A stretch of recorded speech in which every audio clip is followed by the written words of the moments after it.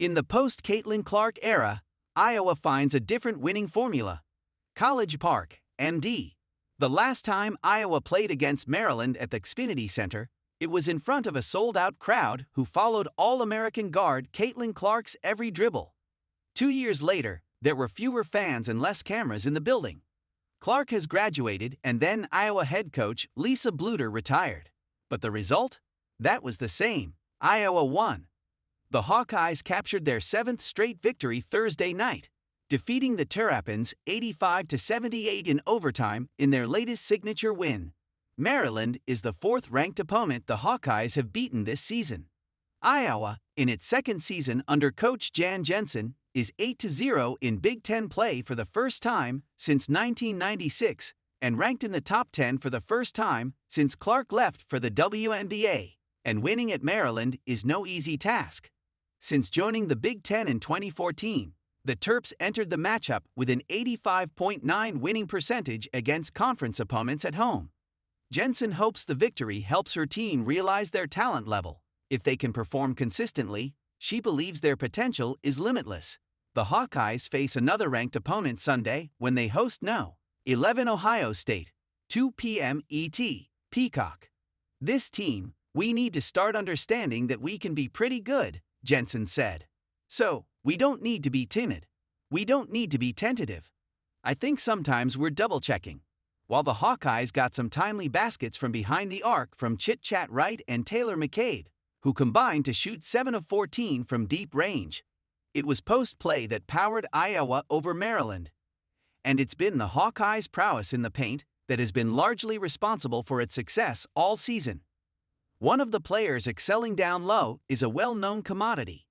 Hannah Stuelk exploded onto the scene as a sophomore as Iowa made it to a 2nd straight national title game in 2024. That season, Stuelk popped off for 47 points in a home win over Penn State. Now a senior, she's averaging 14.1 points along with a career highs in rebounds, 8.6, and assists, 2.9 per game. Stuelk's partner in the paint has been a bit of a revelation. As a freshman last season, Ava Hayden played less than 10 minutes a game and never started. The 6'4" Oregon native has since blossomed into Iowa's top scorer, averaging 16.3 points a game.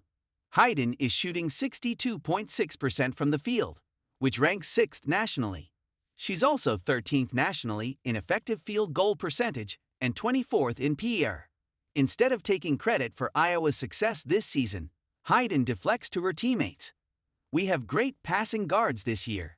The way that Chit Chat and McCabe and those guys can get it into us, it's very difficult for a guard to have those skills, and those guys have it down to perfection, Hayden told USA Today Sports. And so, for Hannah and I, when those passes are that good, it's very easy for us to work off of that and get some buckets for our team. As a team, Iowa ranks 5th nationally in assists per game with 20.9 and 6th in assisted shot rate with 69.4%. Many of those dimes wind up in the hands of Stuelk and Hayden, finishing under the rim with ease. Hayden is among the most improved players in the country and a catalyst for Iowa regaining its position as a legitimate contender. According to her hoop stats, Hayden has increased her scoring average by 11.2 points from last season, which is 3rd most among all Big Ten players who played in at least 19 games last year. The sophomore says she spent much of the past year getting in extra work with Iowa assistant coach Randy Henderson, who was a captain for the Hawkeyes in the late 1990s and early 2000s. She was pretty raw. She was kind of frustrated. You know, she wanted to play and didn't really understand the process until finally she was like, okay, I'm just going to go get in the gym. And then she started to understand what it took. Jensen said of Hayden's freshman season, she embraced the challenge. And we still have a lot of growth for her to do, and that's what's so exciting. Hayden hasn't just become a reliable starting forward for the Hawkeyes. She's transformed into someone Iowa can count on in important games. The Maryland win was a prime example as Hayden spun around a defender to connect on a layup to give the Hawkeyes a 3-point cushion with about 2 minutes left in overtime. Moments later, she confidently knocked down a pair of free throws. For her to hit that free throw, that was a lot of growth, Jensen said of Hayden's clutch basket. A little bit more, I got this. That's what I want Ava to turn into. Like, I want the ball, I can score. Across Iowa's 4 Quad 1 wins, victories over Baylor, Nebraska, Michigan State and Maryland, Hayden is averaging 19 points, 8 rebounds, and 2.5 assists while shooting 64% from the floor.